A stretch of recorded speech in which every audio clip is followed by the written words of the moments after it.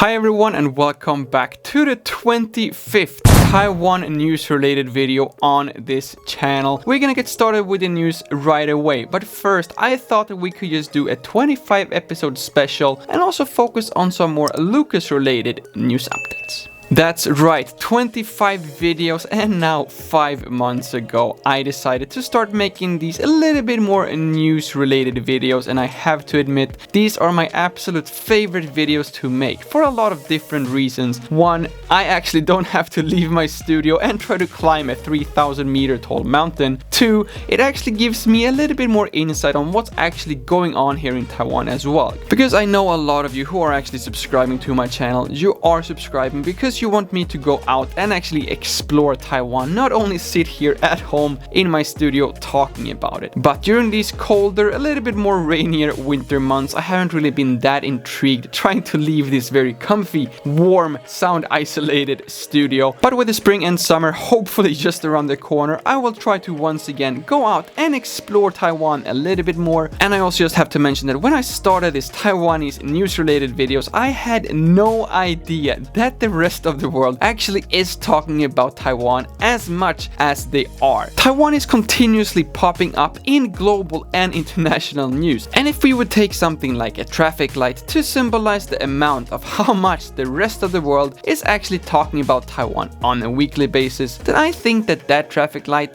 would be for Evergreen. I didn't say that all Taiwanese related news are good Taiwanese related news, did I? If you don't really know what this is about, if you've been out of the loop this week, for example, if you've been stuck on a ship in the middle of the Suez Canal, then you need to know that there is a ship stuck in the middle of the Suez Canal. And something new that I learned after realizing that this news about this specific ship being stuck in the Suez Canal were all over Taiwanese news. It turns out that the company Evergreen is Taiwanese, which again I had no idea about, and is the same company as EVA. Now I know it's very easy for you to sit there behind your screen seeing these logos right next to each other, and it makes total sense. But I have to admit, before I did this research this week, I had no idea that the world famous company Evergreen was Taiwanese. Okay, I admit that might not be the most interesting fact ever given, but nevertheless, it is the name of the ship. As I'm recording this video, this ship is still very much stuck, but some news articles are saying that they will try to get rid of this ship later today, and I'm sure that every single one involved in this mess are very anxious trying to get rid of this ship as soon as possible, especially the captain, since the articles are saying that this ship alone are bringing cargo worth $1 billion, and this canal that this ship is currently stuck in the middle in is the one main shipping way for 12% of the total world's shipping routes. A few other people who are also very anxious of leaving, and who most likely also have $1 billion put away somewhere, are the people who have booked the ticket for the very first batch of quarantine-free international travel, since Taiwan have now created a travel bubble with Palau. Now, just to get rid of any confusion, there have already been a few countries which, if you are Taiwanese, can go to without having to spend 2 weeks in quarantine. For example, Singapore. If you as a Taiwanese go to Singapore, you do not need to spend any time during a quarantine in Singapore. But when you do come back to Taiwan again, you still have to go through the entire 2 weeks of Taiwanese quarantine. But not anymore if you are going to Palau. But, and I do not want to burst your bubble, so to speak, this comes with a few downsides, at least for me, and that is that you actually need to go with a designated travel group. And these travel groups, for only 4-day travel to Palau, would cost up to 80,000 Taiwanese dollars. So although yourself can go to Palau for 4 days and come back here to Taiwan without spending 2 weeks in quarantine, your wallet probably will. And speaking about things coming to Taiwan, the first batches of the AstraZeneca COVID-19 vaccine have now finally arrived here in Taiwan, with the Premier and the Health Minister and a few of our athletes for the Tokyo 2020 Olympics being among the first people getting these shots. Normally, I'm very much against athletes warming up and doing the preparations with needles before a big international contest, but I think we can all make an exception in this case.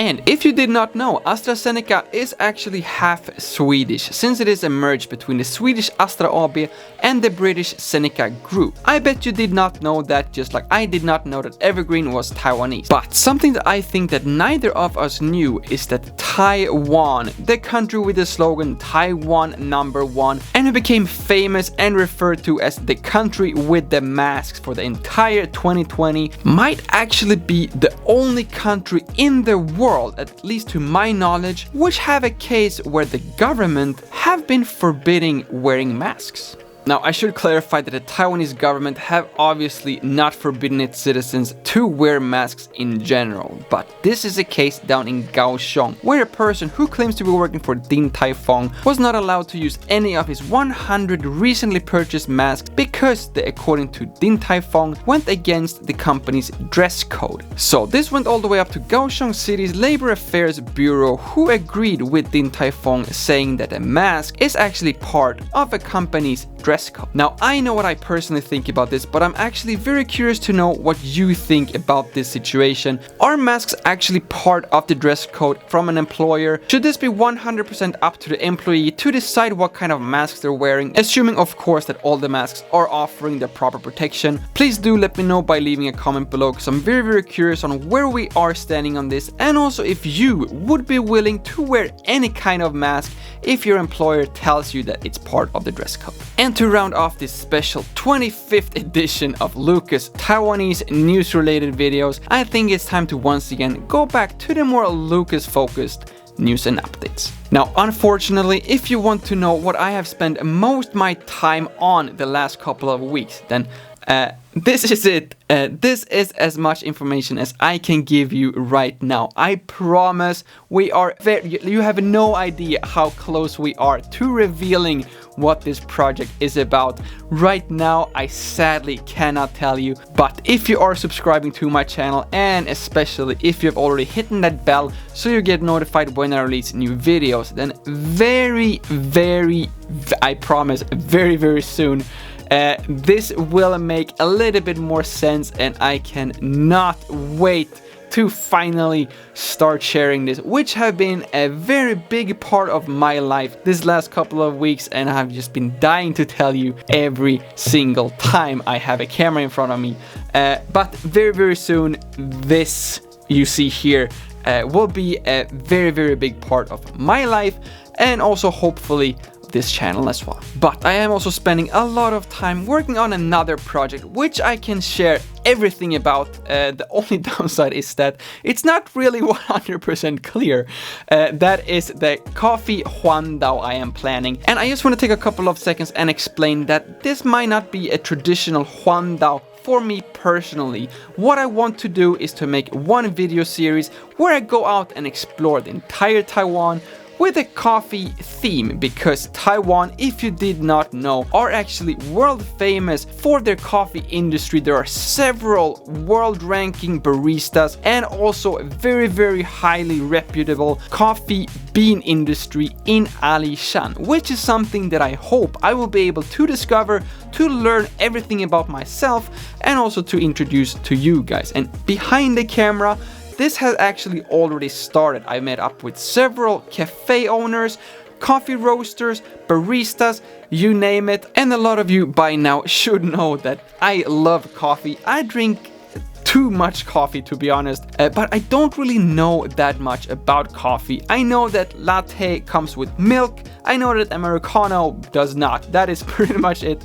So I do have so much to learn myself, and you will of course be with me on this trip, but there are still a lot of things that needs to be planned before I can start this coffee journey of my own. But stay tuned, this is very much happening. But with that said, if you do still happen to know anyone that has anything to do with Taiwanese or international coffee for that matter, please do let me know, because it would be amazing if we could put that together and include that in this whole new coffee Juan Dao. But actually, now when I think about it, this coffee Juan Dao might actually officially already have started right here in my apartment, because when I started talking about this a couple of weeks ago, one of you subscribers, who I think is the owner or working at a place called Gino Cafe, sent over this, which is made in Taiwan instant coffee. This is not sponsored, they just send me 2 of these packs of instant coffee, which I really like, so I just want to share this with you as well. And this is adorable and my absolute favorite gift I have ever gotten. Just look at that. This is my own YouTube coffee mug. And as if that was not enough, they have actually put a photo of my entire family on this cup as well. So now I can think about YouTube and my family, the 2 things that I love most in this world, every time I have a cup of coffee. And I should also mention that one of the things that is special about this instant coffee is that you could actually make an instant iced coffee using ice water, which I think is amazing. It saves me so much time.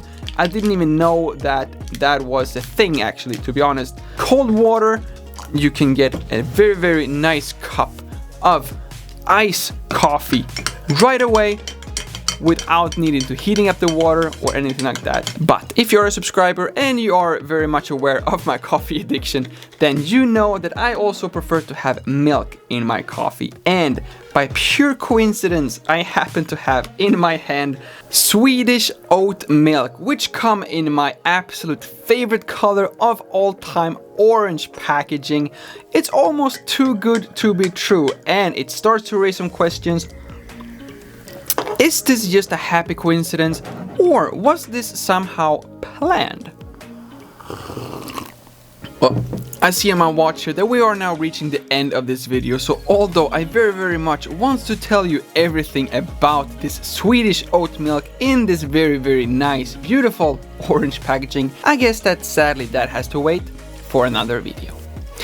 Thank you all so much for watching. My name is Lukas, starts with L as in like, ends with S as in subscribe. Please do both, and see you all in the next one.